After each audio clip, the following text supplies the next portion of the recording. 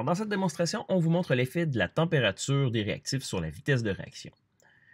Notre réactif ici, ça va être de l'acide chlorhydrique à 2 mol par litre. On va donc mettre 10 ml d'acide chlorhydrique dans chacune de nos 3 éprouvettes, qu'on va ensuite tremper une dans l'eau chaude, une dans l'eau froide, et puis une qui va rester à température pièce.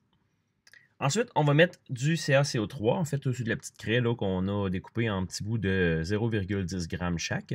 Donc, on va mettre notre 0,10 g de CaCO3 dans chacune des éprouvettes, et puis on va tout simplement mesurer le temps que ça prend avant que tout le CaCO3 ait réagi.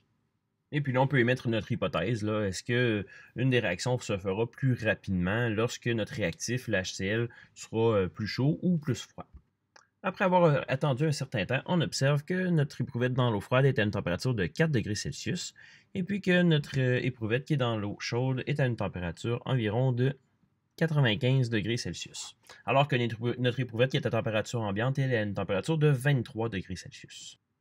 Lorsqu'on est prêt, on laisse tomber notre 0,1 g de carbonate de calcium dans les éprouvettes, et puis on actionne le chronomètre. On voit rapidement là, ici que la réaction avec le HCl chaud produit du CO2 beaucoup plus rapidement que les deux autres éprouvettes. Donc la réaction est clairement plus rapide.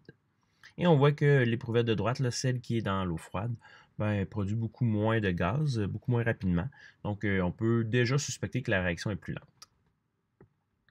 On attend que tout le CaCO3 disparaisse pour pouvoir mesurer notre vitesse de réaction. Ici, ça ne paraît pas tellement. Là, nous, on voit là, que le CaC3 se tient à la surface. Là. Vous pouvez peut-être le voir ici sur l'éprouvette d'eau froide, là où est-ce que le CaC3 est encore en gros morceaux. Assez rapidement, on voit qu'après 45 secondes, la réaction dans l'eau chaude est terminée, alors que les deux autres se poursuivent. On va accélérer un petit peu le temps.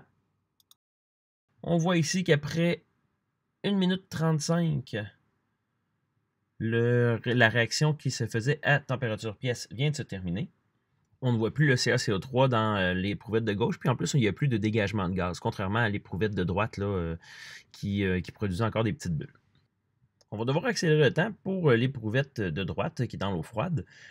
Ici, il va falloir attendre jusqu'à 6 minutes pour que tout le CaCO3 dans le HCl à 4 degrés Celsius disparaisse complètement. On a calculé ici nos vitesses de réaction pour les 3 températures. Donc, on a tout simplement pris la masse de CaCO3 qui est disparue, divisé par le temps que ça a pris pour chacune des réactions. Et on observe ici clairement que la vitesse à 95 degrés Celsius est beaucoup plus rapide que les deux autres températures. On voit même là que c'est 10 fois plus rapide à 95 degrés Celsius par rapport à 4 degrés Celsius.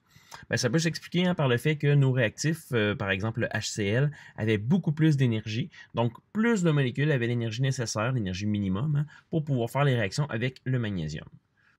Si plus de réactifs ont l'énergie nécessaire pour faire des collisions efficaces, il y a plus de collisions efficaces et donc plus de réactions chimiques.